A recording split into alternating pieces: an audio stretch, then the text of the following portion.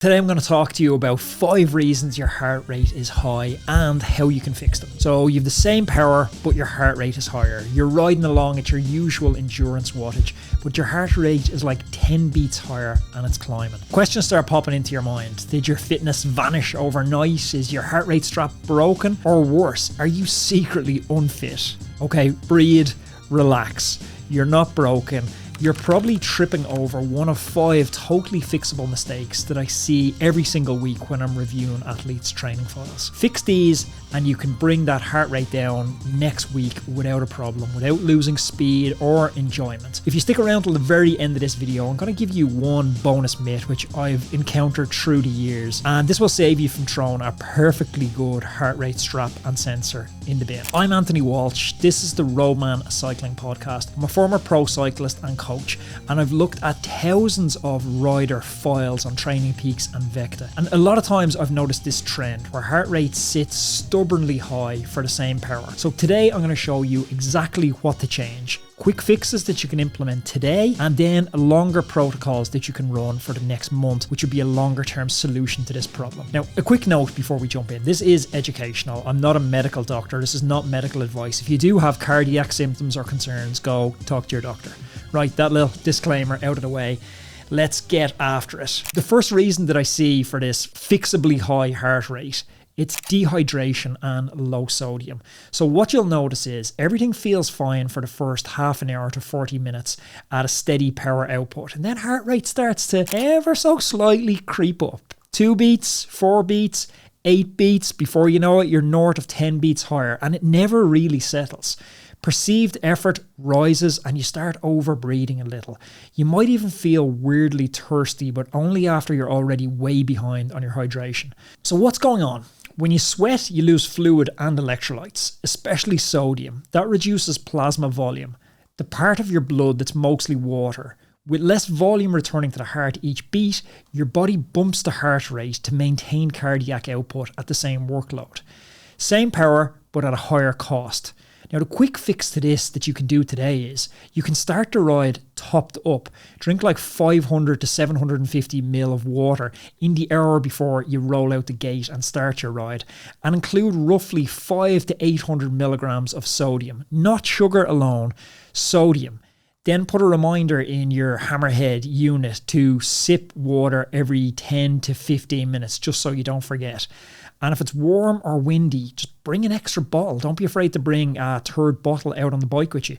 Throw it in your back pocket or plan a garage stop to refuel mid-ride.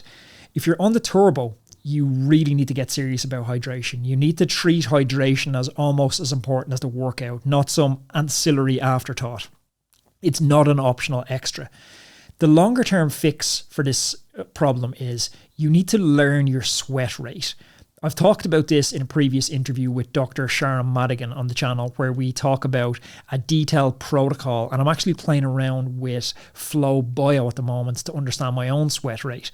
But to summarize the conversation with Sharon Madigan, and you can dive deeper into that, you need to weigh yourself before and after a steady hour with minimum clothing and no bathroom breaks.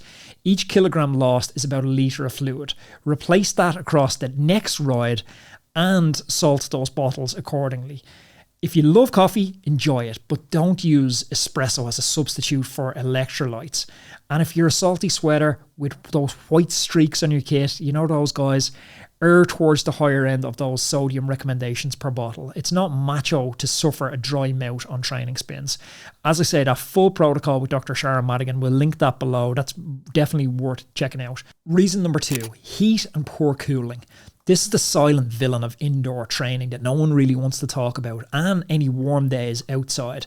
What you'll notice is you sit down on the turbo trainer and you're super proud of your discipline actually getting onto the turbo trainer. You jump into your zone 2 power and your heart rate's already flirting with zone 3 or tempo inside the first 10 to 15 minutes. Or if you're outside on a sunny day, you hit a climb and your heart rate jumps even though your power hasn't changed at all. So what's going on here? The mechanism behind this is when you're hot, your body shunts blood to the skin to dump heat. That extra circulatory work on top of the work to your muscles. The thermostat cranks up the sympathetic drive. Your heart rate goes up to achieve the same power. And it will keep rising unless you actively cool yourself down. You'll experience this if you ever tried heat training. And I've talked in detail about heat training protocols and I've played with it myself. And it's quite an uncomfortable feeling because your heart rate's so elevated during these heat training protocols. If you are experiencing this, the quick fix is to get 2 decent fans and point them at your torso, not your face, chest and torso. One from the front and one from the side. If you have only one, definitely aim that at your chest. But if you have 2, chest and torso. You can also put ice in one of your bottles, have one ice bottle and one regular bottle and alternate sips regular to ice bottle. I've basically created like a wind tunnel where I do my indoor training. I got 2 cheap fans on Amazon. They blow up a storm. I have 2 of them pointed at me and I use that ice trick and it really helps. Outdoors, you can unzip your jersey as you're going up the climb, re-zip it when you have to get to the descent.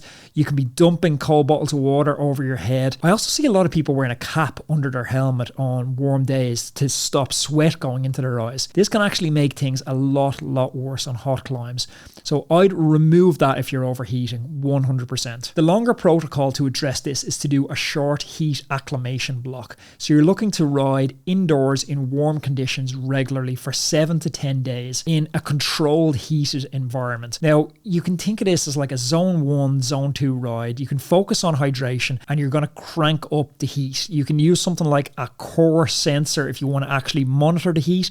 I've loads of podcasts if you search heat training on detailed heat training protocols. The important thing is with this to start gradual. When you're looking for heat acclimation, this isn't a death march in the sauna that we're after. We're looking for graded exposure. Over time, you'll expand plasma volume and improve your cooling response. The key is to respect recovery. Heat is stress. If your sleep and your mood start to dip from prolonged heat training exposure, pull back a little bit. Start using more fans, start using more fluids. Indoor training is brilliant and it's a beautiful way to get a stimulus, but there can be a lot of suffering attached to it and we don't need to glorify that suffering. One of the easiest ways to suffer is restricting that airflow, so please only do that in a controlled manner. Fitness isn't built by overheating, it's built by an appropriate load and consistent recovery. Okay, before I jump into reason number 3, I wanted to flag a really cool project that we're kicking off. It's called Not Done Yet, and it's aimed at anybody who's over 30 who's not ready to give up,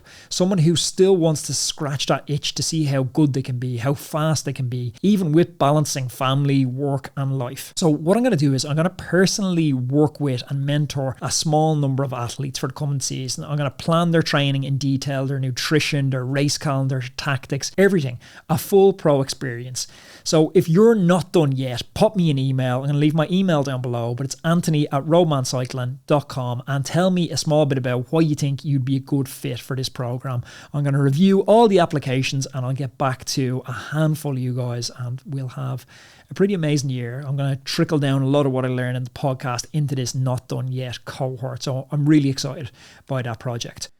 You know, I'm genuinely proud of my little man cave. My escape, my safe place. It's not glamorous by any means. It's crammed into the spare room in our apartment with bikes stacked in the corner, boxes everywhere, and the smell of chain lube is just kind of hanging in the air. But in that corner, that's where the work gets done.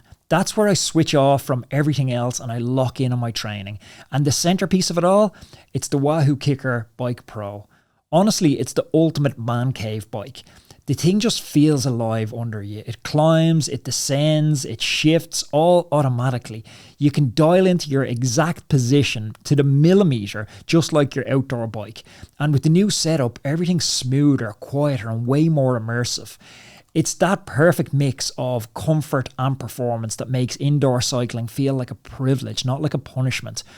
And look, I'm Irish. I'm sitting in Ireland recording this right now. I know what it's like to wake up, look out the window, see wind, rain, and sideways hail, and think, do I really want to be out there today?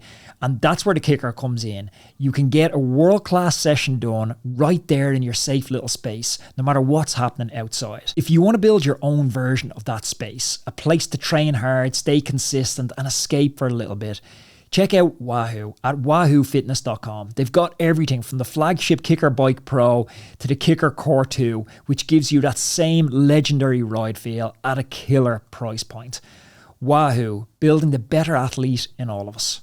Reason number 3 is underdeveloped aerobic base, or some coaches will call this cardiac drift or cardiac decoupling. So what you'll notice on an endurance ride of 90 minutes or more is the heart rate starts to float up relative to power as the ride goes on. So early in the ride, 200 watts might cost you about 135 beats to produce. Now, 90 minutes into the ride, you're still at 200 watts, but your heart rate's drifted. Say it's up to 147 beats and it's climbing. So why this is happening? Your ability to keep stroke volume high and rely on fat oxidation at low intensities, it's a trainable capacity. Without enough aerobic base, fuel use shifts, temperature and cardiovascular strain accumulate, and heart rate climbs to keep up with the demand. It's not a moral failing, it's a training signal that you have an underdeveloped aerobic base. The quick fix today is to just cap intensity early. Don't spend the first half an hour yo-yoing above tempo, sprinting for traffic lights. Ease into endurance pace with a long, patient warm-up, or swap one hard, high-intensity day each week for a longer, steady endurance ride of 90 to 180 minutes. Now, I'm talking truly steady, not group ride steady where we're having surges all the time. And if the route tempts you to surge because there's rollers on the route, you just need to be a bit more conscious with route selection and choose a flatter loop or a trainer ride to reduce that variability. Now, a longer protocol to fix this is to run a 6 to 8 week endurance progression. Start with 90 minutes steady once a week and then add 15 minutes each week until you're living comfortably in that 2 hour plus space. Track decoupling with your analysis tool, so you're comparing average power to average heart rate in halves. You want less than a 5% drift from the first half to the second half of a session. And when you hit that repeatedly, now you've earned the right to add in a little bit of tempo or a little bit of sweet spot later into the ride. Don't chase speed in zone 2. Terrain, wind, and ego make speed it's a liar. Speed's a liar. Chase steadiness, chase breathing, chase control, and chase decoupling. They're far better markers. Reason number 4, stimulants and medications, especially caffeine and common cold remedies that you'll find. A lot of people taking them at this time of year. What you'll notice on mornings when you take that extra coffee or if you have pre-workout, that heart rate sits 5 to 10 beats higher for the same power. Or if you've taken a decongestant like pseudoephedrine, which actually is on the ban list, so be careful of that in competition. And your endurance ride starts to feel perceived effort more like a tempo ride. What's actually going on here is that caffeine blocks adenosine receptors and nudges up sympathetic tone. That's great for alertness and it can help performance, but there's a dose that helps and there's a dose that makes your heart rate noisy. Decongestants and certain medications also have that tendency to drive heart rate up.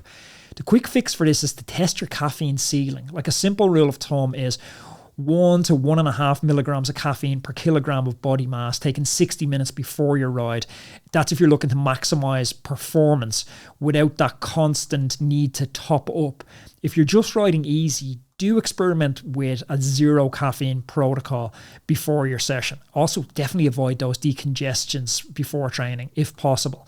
Like if you're unwell enough to need a decongestant to train, I'd consider skipping the session completely or scaling that session substantially back. Also, a note to just be careful with energy drinks, because a lot of energy drinks seem to stack caffeine with the energy drink and other stimulants, and this can also bump up your heart rate quite a bit. The longer protocol is to track 10 rides. Now, I know this is a little bit monotonous, but stick with me. On each ride, note your caffeine dose and your timing. Then note your average heart rate at a standard endurance power plus your perceived exertion. Look for the dose and timing that gives you clarity without cranking heart rate 10 beats higher. The best dose is the one that improves performance without compromising sleep. Okay, speaking of sleep, because sleep is so important to this equation, because training doesn't equal getting better. Training plus the adaptation equals improvements. And the number one way we get adaptation is through recovery and sleep. So caffeine is like a tax you pay tomorrow.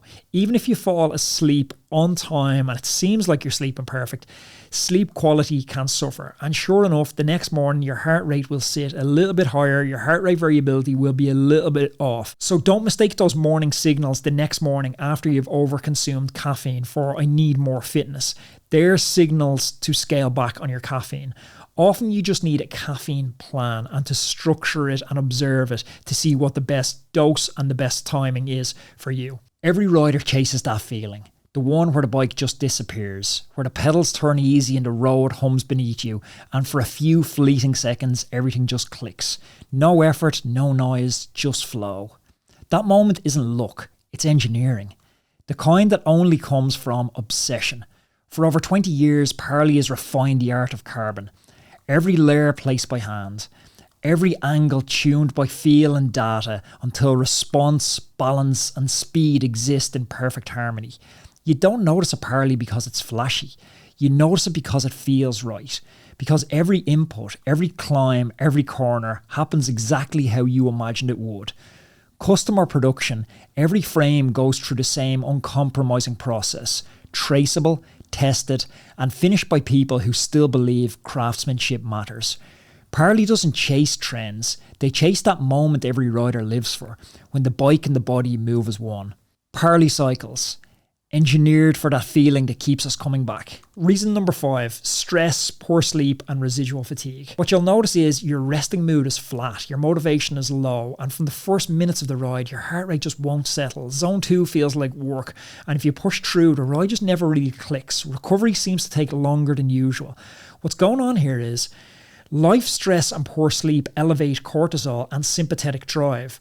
Your foot is on the accelerator before you even start pedaling. Your heart rate is primed to be higher for any given workload when you're in this type of environment. Combine that with residual fatigue from a previous block or a big weekend or other life stresses, and your body's simply not in a state to be efficient today.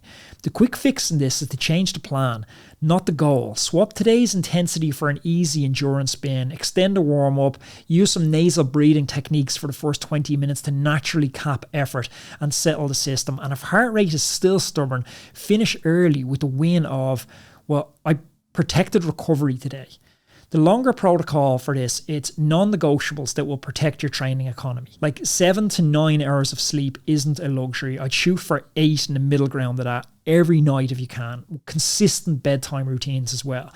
It needs to be part of the plan. Cut caffeine after midday is another super easy hack. Stack life stress with humility. Work presentation tomorrow, more intervals, do them the day after. You don't need to do intervals and a work presentation on the same day. Plan your week with a green, amber and red readiness check. Green means you're ready to go as planned. Amber means you're going to reduce intensity. Red means you're going to have to take a rest day. If your heart rate has been high and power is low for 3 to 5 consecutive days, consider a deload week where you reduce volume by 30 to 50% and you strip out most of the intensity. It's better protect the next 6 weeks than win one stubborn Tuesday or Wednesday Worlds. Okay, I mentioned at the start that there was a bonus myth around a heart rate strap. I'm going to deal with that now and talk to you about that. And then right at the end, I want to just wrap this in a neat bow and give you some actionable tips going forward to apply some of this in your training. Heart rate straps do have a tendency to misread. A dry chest strap, it can read falsely high in the first few minutes of a session.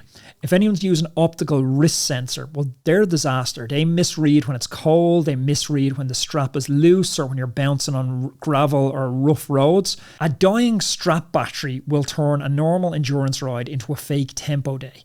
And before you look at that data and you start to catastrophize it, or you start drawing inferences from the data point about fatigue or training levels, just run a 30-second checklist.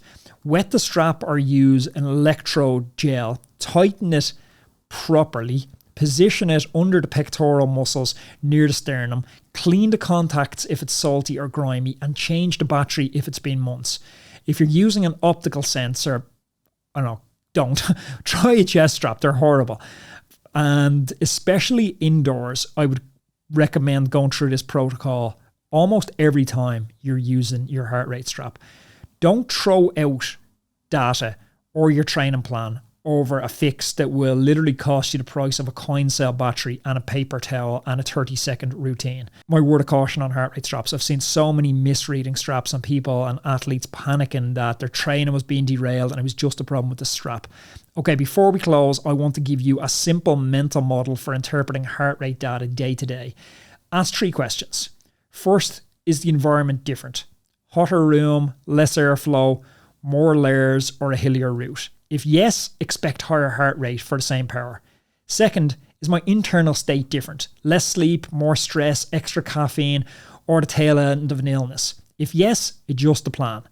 Third, is the equipment behaving? Fresh strap battery, good contact, consistent placement? If no, fix that first and retest before you rewrite your entire training plan.